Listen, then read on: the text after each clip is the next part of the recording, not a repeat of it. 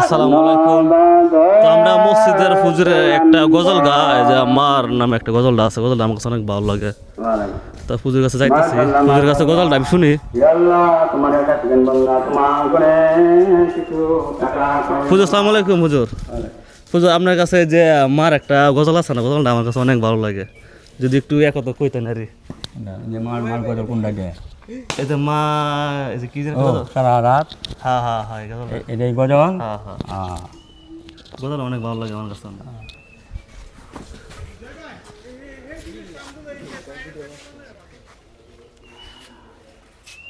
না কইতে কইতে অনেক সময় চর্চা তাই না। ঠিক আছে, হুজুরের গজলটা দু চোখে ঘুম আসে না, মনে কো পড়ছিল তোমাকে মা,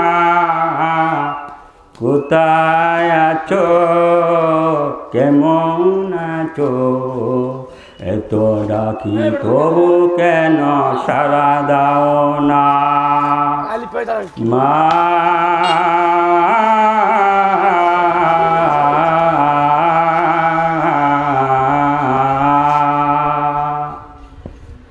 যখনই মনে পড়ে তোমার কথা, কান্নার ঢেউ আসে বিরহে বেতায়। যখনই মনে পড়ে তোমার কথা, কান্নার ঢেউ আসে বিরহে বেতায়। তোমার কথা ভেবে কত কি দেখি, তবু কেন একবার ফিরে আসো না মা।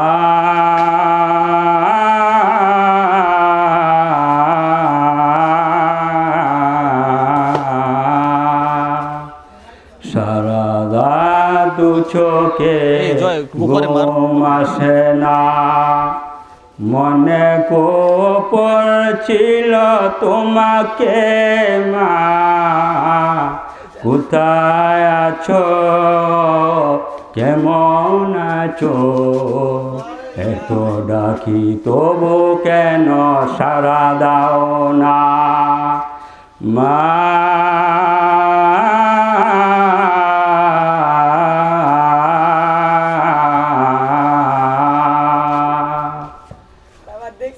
লোকে বলে তাকো তুমি চাঁদের দেশে, সাদা কাপড় পরে মাগো পরীর বেশে।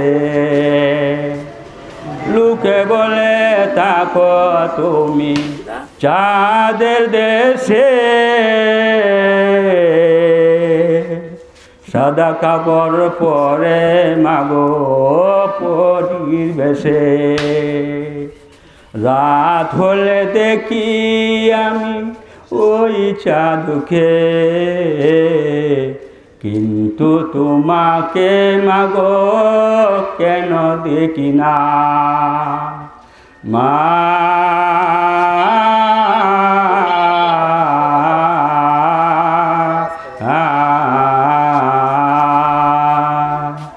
সারা রাত চোখে ঘুম আসে না, মনে কো পড়ছিল তোমাকে মা, কোথায় আছো কেমন আছো, এত ডাকি তবু কেন সারা দাও না মা।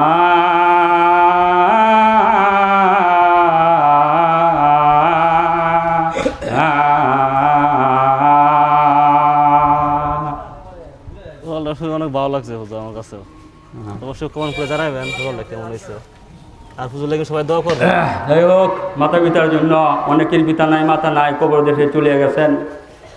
মায়ের কথা স্মরণ করে, মার মত মাতা পিতার মতো আপনজন দুনিয়াতে কেউ হতে পারে না। তাদের কথা স্মরণ করে আল্লাহর করে আল্লাহর রাস্তায় আমরা সৎকার করি। জানি না কোন অবস্থায় কবর জগতে আছে।